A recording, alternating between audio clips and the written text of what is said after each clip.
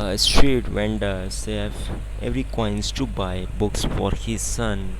The dream hidden in a wooden cart. The morning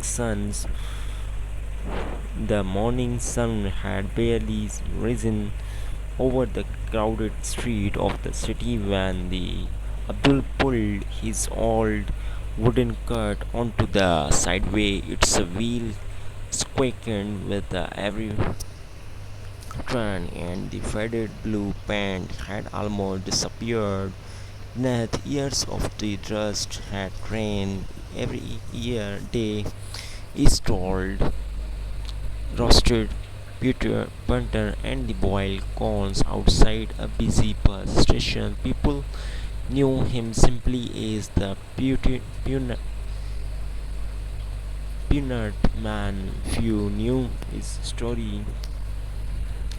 Every morning at 5 o'clock, Abdul walked before the birds while the neighborhood still slept. He lit a small charcoal stove outside his tiny return room. The smell of roasting peanuts filled with the coal air as carefully scraped them with a worn wooden spoon. Beside him, an old aluminum pot boiled fresh corn.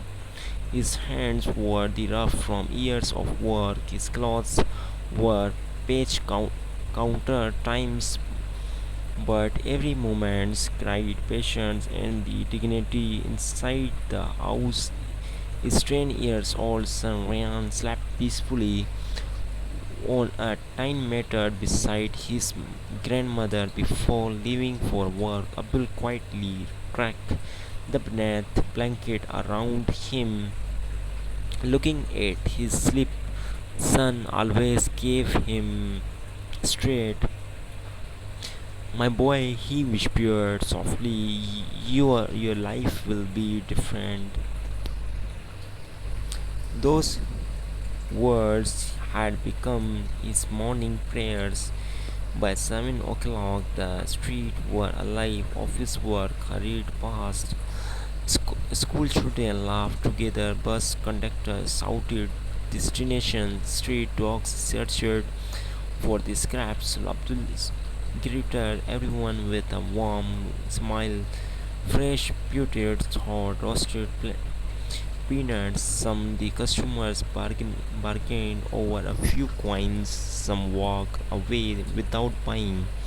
Some paid extra, telling him to keep the change no matter what happened. Abdul remained humble everything evening after counting the days, earning the divided the money into three small times. The first paid of food, the second covered rent and the charcoal, the third was wrapped in the cold clothes and hidden beneath a loose flooded tile and room. Nobody knew about it, not even his mother.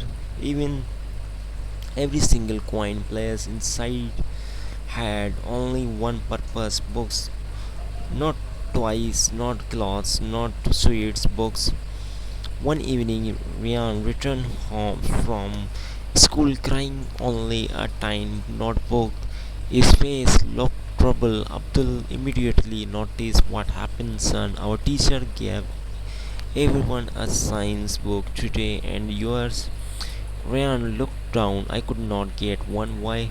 The shop asked for money first. Abdul remained silent. Teacher said I can share with another student. Ryan tired to smile. It's okay, but further fathers know when a smile is shedding pain. The night Abdul could not sleep. Rain trapped against the tin roof while he started into the darkness. He remembered his own childhood. He had loved school. Numbers fascinated him. He dreamed of becoming an engineer. But when he was 12, his father became sick. School ended, work and began. Dreams disappeared. Since Then life had taught him only one lesson: poverty does not only empty your pocket, sometimes it streets your future. He returned towards a sleeping sun. No, he whispered, not your future. The next morning, Abdul lifted his cart earlier than usual. Instead of buying tea for himself, he drank plain water. Instead of eating breakfast, he skipped the meal. Every step coin mattered. At lunchtime, another vendor offered him fresh bread. You have not eaten, I am not hungry. His stomach growled loud. Both me laughed, but Abdul knew the truth. Anger lasted a few hours. Education could change a lifetime. Week passed. His hidden tin slowly became heavier. 1 coin, 2 coins, 5 coins, 10 coins. Every night he counted them carefully before wrapping the cloths again. Some things he imagined opening before a store for friends. Something he imagined seeing his son wearing the graduation gown. Sometimes he imagined hearing people call him Dr. Ryan or the engineer Ryan. Those dreams made every etching Michael worthwhile. One afternoon, heavy rain flooded the street. Customers disappeared. Business stopped completely. Water soaked Abdul's clothes. Still, he refused to leave. Hours later, only customers approached an elderly professor carrying several books under his arm. He bought a small bag of peanuts. As Abdul handed him a change, one of the books slipped onto a puddle without hesitation. Abdul picked it up, wiped it gently with his own scarf, and returned carefully. The professor smiled. You handed his book as if it were treasure. Abdul looked at the cover. It's a treasure. The old man studied his curiosity. You like reading. I never had the chance, but my son does. The professor listened quietly as Abdul explained his dream. When he finished, the old bookman's eyes had softened. What does your son enjoy reading? Everything. He he even read old newspaper. The professor laughed warmly. I think I can help. The following evening, the professor returned. This time, he carried a worn cardboard box. Inside were dozens of books: science, mathematics, history, English, storybooks, texts, even dictionaries. They are old, the professor said, but knowledge can never grow old. Abdul stared in the disbelief. I can pay for these. I am not sure selling them. I am giving them. Shares filled Abdul eyes. No one has ever give me something the valuable. The professor smiled. Promise me only one thing. What is it? When your son succeeds, tell him to help another children. Abdul placed his hand over his heart. I promise. That night, Ryan opened the box. His eyes grew wider with every book he lifted. Baba, his voice trembled. Are these really ours? Abdul nodded. Every one of them. Ryan hugged the books tightly before hugging his father.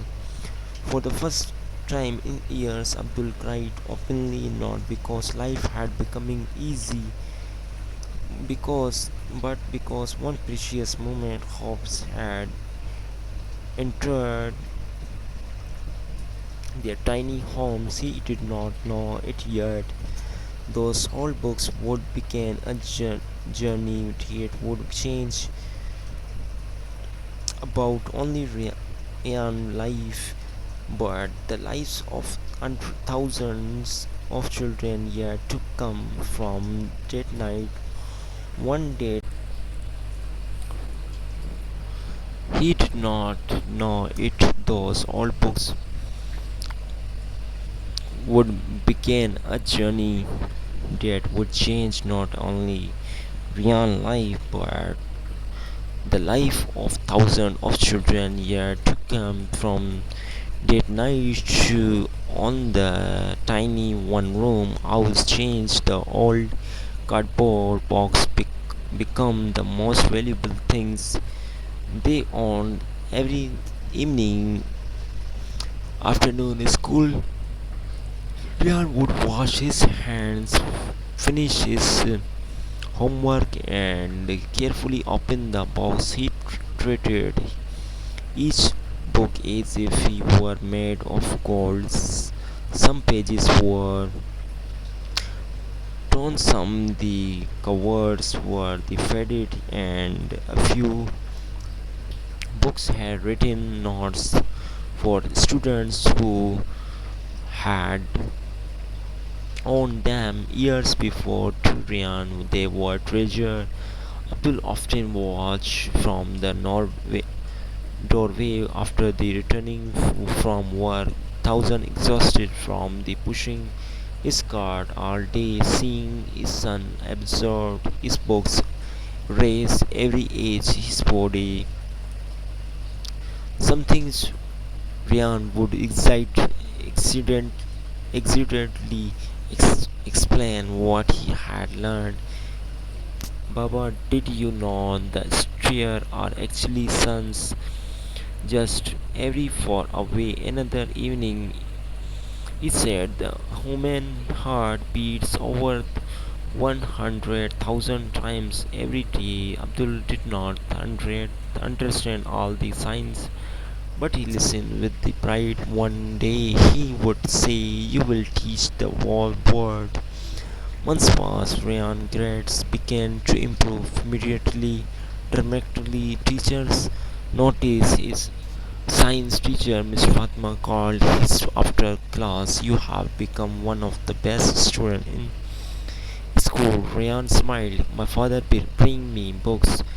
Miss Fatma had seen Abdul many times outside the bus station. She knew how hard he worked. One afternoon, she visited their home. When she saw the tiny room, the cracked walls, and old cupboard box filled with the books, her eyes filled with tears. "So this is your library?" Ryan nodded proudly. Miss Fatma looked at Abdul. "Sir, your son is the extraordinary." Abdul smiled shyly.